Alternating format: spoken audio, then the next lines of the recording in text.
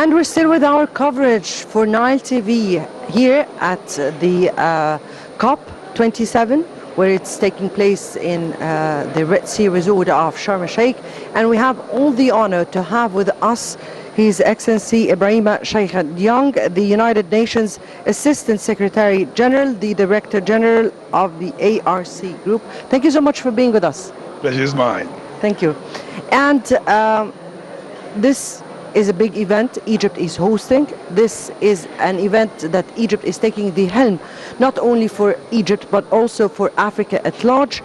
How do you view the importance of this conference at this very particular time and at the backdrop of all these circumstances that are occurring?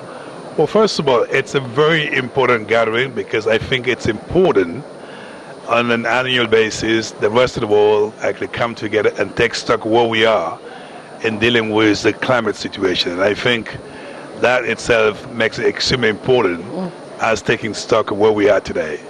I think second, it's also an important gathering because this is where we take stock of our commitment that we made as a world and to see if we're honoring them or not, and then see if there's any necessary correction going forward. But as far as Africa is concerned, you know that this is dubbed as the African Cup. Yes. Because Egypt is hosting it. So it's really important the African concerns and the African voice is heard loud and clear here in Sharm el-Sheikh, so we don't actually walk away from this gathering and feel that Africa is left out. Indeed, Africa is in the forefront of Egypt's priorities, and indeed this COP is not just made for Egypt but for all Africa at large. When we speak about the role that Egypt has been doing in trying to bring together all stakeholders and partners for this conference, the most important is the four pivots of this conference: mitigation, adaptation, financial, and collaboration. And how do you view each and every pivot of those? Well, you probably know very well one of the biggest concerns for many Africans is to make sure when we come to Sharm el-Sheikh, our voice is heard loud and clear. And I believe since I've been here, that voice has been heard in many different platforms. To just underscore, we can do three things at the same time: resilience, adaptation, and mitigation. We have to multitask to make sure that these concerns are addressed together. Now, as far as Africa is concerned, particularly resilience and adaptation, for the reason that Africa contributes less to climate change, but yet we suffer from the impact. And that's why on the resilience front, the African concern is loss and damage, as you know, which the Africans are saying we should have a loss and damage fund, which will help us to protect the most vulnerable communities. I think the second concern of Africa is to make sure we have access to technology so we can model the risk and see our exposure to climate change and take the necessary actions. Third, Africans are saying commitment were made, $100 billion to support adaptation work. Let's make sure this commitment are honored so that we can get the funding required to support adaptation initiative. Last but not least, equally important, energy transitions. Africans are saying we can also benefit from our resources while protecting the environment. So my view is you can adapt, be resilient, and mitigate at the same time, and that's called multitasking. Actually, what we've been focusing on this COP is how to translate words into deeds, because we as Africa are not contributing as much in the climate change threats. Actually, we are vulnerable to their threats. So how do you view, or how is it possible to put a kind of pressure on the world community to contribute in order to be able to avert this global threat, and particularly on Africa, which is most vulnerable? Well, look, I'm actually a natural optimist, and I'm actually going to walk away from Sharm el-Sheikh. I think we made a bit of progress compared to last time at COP26 when I was in Glasgow.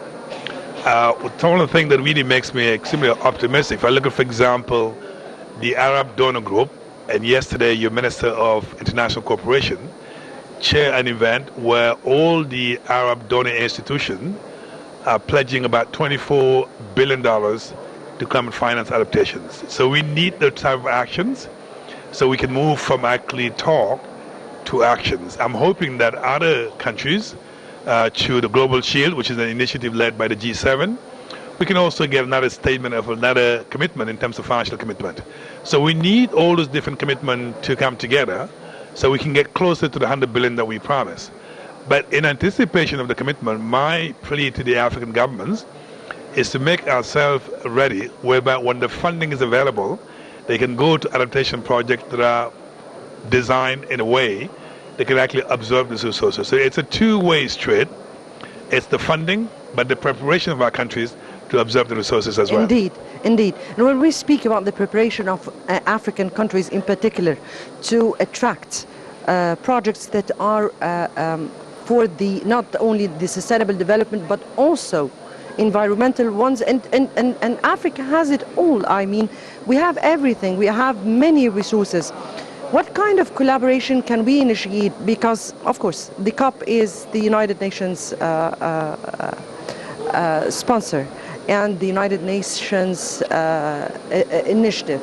How can there be a kind of collaboration between both organizations, both world organizations, the United Nations and the African Union, and their state parties? Well, look, my organization is a great example of how the African Union and the United Nations actually work together. We are a specialized agency of the African Union. We are administered by the World Food Programme, which is part of the UN. So we are absolutely an example how the UN and the AU can work together through our organizations. We also belong to 35 member states. We're supported by many partners.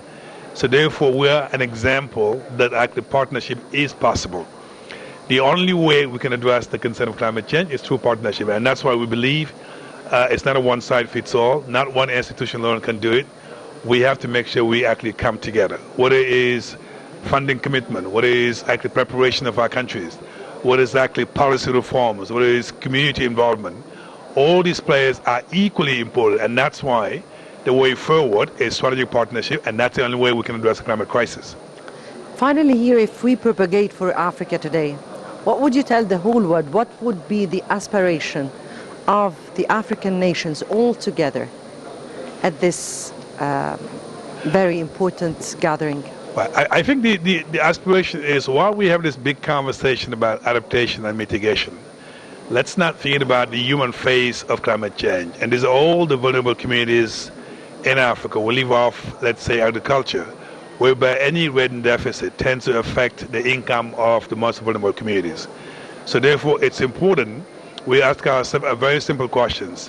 What we're going to be doing here in Sharm el-Sheikh, what difference is going to make in the lives of many Africans who have higher expectations from us? That's one thing.